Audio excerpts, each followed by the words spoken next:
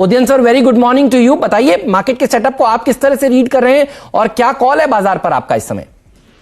देखिए, आज जैसे आपने जिक्र किया, मार्केट में बहुत तगड़ा लीडरशिप है, क्योंकि निफ्टी एक दायरे में घुस गया था 11,300-500 के बीच में और वहीं पे घूम रहा था। पता नहीं अभी कोई शायद ये मिड कैप स्मॉल कैप वाला जो न्यूज आया है जिसमें क्लैरिफिकेशन भी आ चुका है, मूड में थोड़ा सा इम्प्रूवमेंट हो चुका है उसके कारण। लेकिन ऐसे लीडरशिप की रिलायंस भी ऊपर जा रहा है, बैंक निफ्टी भी ऊपर जा रहा है और CNX IT भी ऊपर जा रहा है। ये तीन जब ऊपर जाता है तब मार्केट का ब्रेकआउट का एक बहुत बड़ा पॉसिबिलिटी हो जाता है नियर टर्म में। निफ्टी 11,600-700 के वो लेवल पे एक रेजिस्टेंस को मीट किया था, वहां से एक पुलबैक आया था हल्का सा 300-400 पॉइंट का, कोई बड़ी बात नहीं है। लेकिन आज का शुरुआत देख के लग रहा है और मार्केट ब्रेड देख के भी लग रहा है कि वो जो लेवल था हमारा नियर टर्म टॉप, उसको चैलेंज करने के लिए निफ्टी फिर से तैयार है। और ये बात तो मार्केट में साफ है कि मार्केट का लीडरशिप अभी CNX IT प्लस रिलायंस, ये दोनों मार्केट के लीडर बन चुके हैं और इनका वेटेज मिलके जितना स्ट्रांग हो गया है, मुझे लगता है कि अगर निफ्टी में पुराने टॉप के ऊपर जाने का कोई संभावना है तो लीडरशिप इसी में रहेगा और इसी पे फोकस रहना चाहिए। सर, आपने बहुत शानदार बात कही ये, क्योंकि आपने शुरुआती टिप्पणी में इसका भी जिक्र किया कि सेबी का जो सर्कुलर आया मल्टी कैप फंड के ऊपर, आपकी राय में जानना चाहता हूं, आपका पहला प्रतिक्रिया क्या थी इस सर्कुलर को देखकर और उसके बाद स्पष्टीकरण को देखकर आपको कैसा लगा? आपका टेक बताइए सर इस पर। देखिए, मुझे पहला जो आया था नोटिफिकेशन, वो देख के लग रहा था कि ये मार्केट को ब्रॉड करने का एक अटेम्प्ट है और इसमें शायद सेबी सक्षम भी हो जाता है, क्योंकि मार्केट, हमारे कंप्लेंट तो एक रहा है कि मार्केट बहुत नैरो है हमारे यहाँ पे और पिछले साल खास करके 15-20 कंपनी मार्केट को ऊपर लेके जा रहा था और वैल्यूएशन में बहुत बड़ा अंतर हो गया था।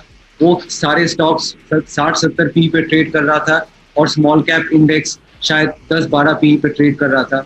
और शायद अगर ये नोटिफिकेशन सही होता तो शायद इस गैप को हम थोड़ा ब्रिज कर सकते थे। लेकिन क्लैरिफिकेशन देख के लग रहा है मुझे अभी कि म्यूचुअल फंड हाउसेस को बहुत ज़्यादा फेरबदल नहीं करना पड़ेगा अपने स्कीम्स में। वो अपना नाम चेंज कर देगा, क्लासिफिकेशन चेंज कर देगा और नेट बहुत ज़्यादा mid cap small cap buying नहीं होगा। आज मूड अच्छा हो सकता है, वो दूसरी बात है, वो सेंटिमेंट की बात है, लेकिन एक्चुअल बाइंग क्लैरिफिकेशन को देख के मुझे नहीं लग रहा है कि बहुत अच्छा कुछ होगा। लेकिन एक चीज मैं कहूंगा, इसमें शायद प्रोफेशनल इन्वेस्टर, निवेशक जो स्मॉल कैप और मिड कैप कंपनीज में निवेश करते हैं, वो शायद थोड़ा निराश होंगे कि मिड कैप स्मॉल कैप में एक ट्रिगर कम हो गया।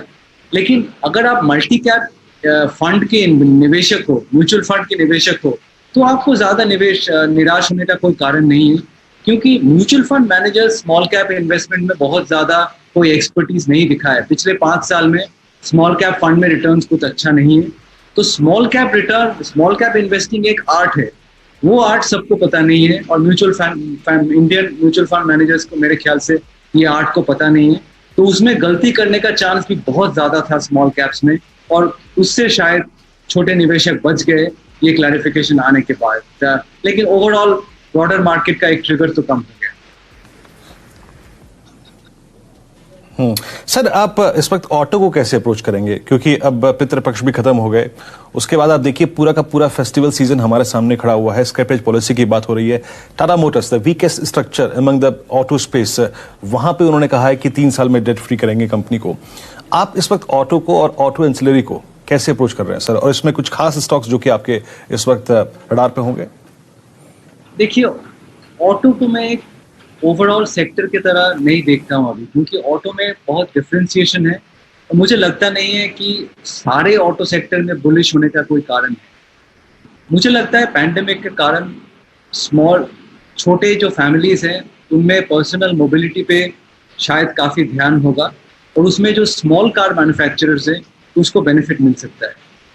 2 व्हीलर मैन्युफैक्चरर्स को एक तो रूरल साइड से और एक छोटे फैमिलीज पर्सनल मोबिलिटी के लिए 2 व्हीलर्स खरीद सकते हैं। एक दूसरी बात है कि बजाज ऑटो और हीरो होंडा दोनों काफ़ी भाग चुका है, लेकिन उसमें प्रॉस्पेक्ट्स अच्छे हैं। लेकिन सबसे अच्छा प्रॉस्पेक्ट मैं कहूँगा कि आप ऑटो एंसिलरीज में देखें, मैंने जैसे बोला स्मॉल कार मैन्युफैक्चरर्स और टू व्हीलर्स, मैं कमर्शियल व्हीकल्स में बहुत ज़्यादा बुलिश नहीं हो पा रहा हूँ अभी, तो उसको साइड में रखते हैं क्योंकि उसमें मुझे लगता है साइकिल रिकवरी में काफ़ी समय लगेगा। और टाटा मोटर्स उसके कारण नहीं भाग रहा है। टाटा मोटर्स के भागने का कारण है जैगुआर लैंड रोवर, जहाँ पे चाइनीज डेटा देख के लोग फिर से उत्सुक हो रहे हैं कि ग्लोबल रिकवरी आने वाला है और टाटा मोटर्स ये वैल्यूएशन पे खरीद लेना चाहिए।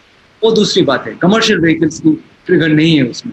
लेकिन ऑटो एंसिलरी में देखेंगे तो जो स्मॉल कार्स मैन्युफैक्चरर्स को या टू व्हीलर मैन्युफैक्चरर्स को सप्लाई करते हैं और जिसमें डोमिनेंट मार्केट शेयर है, कोई एक्सेल में डोमिनेंट है, कोई कुछ फास्टनर्स में डोमिनेंट है, ऐसे कंपनीज को चुने जहां पे आपको लगता है एक छोटा एंसिलरी पार्ट का लीडरशिप पोजीशन एक स्मॉल कैप या मिड कैप कंपनी का है।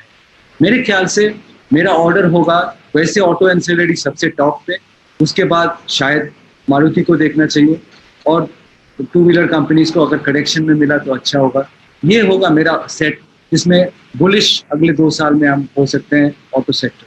आ गया सर, बात करके आपसे बहुत बहुत धन्यवाद। आप आज सीएनबीसी आवाज पर आने के लिए, अपनी राय हमसे शेयर करने के लिए। ऑटो एंसिलरी देखिए यही वो थीम है जो आपको बड़ा पैसा बनाकर देगी। इसी थीम पर सुबह से देखिए सीएनबीसी आवाज पर चर्चा भी हो रही है। उदयन सर का भी यही मानना है कि कोई एक्सेल वाली कंपनी, कोई फास्टनर्स वाली कंपनी, फिर मारुति और फिर टू व्हीलर्स, इस ऑर्डर में आपको ट्रेड लेने चाहिए। वीडियोस को देखने के लिए आप जरूर से सब्सक्राइब कर ले हमारे यूट्यूब चैनल को। फ्रेंड्स मिलते हैं अगले वीडियो के अंदर, जब तक के लिए गुड बाय।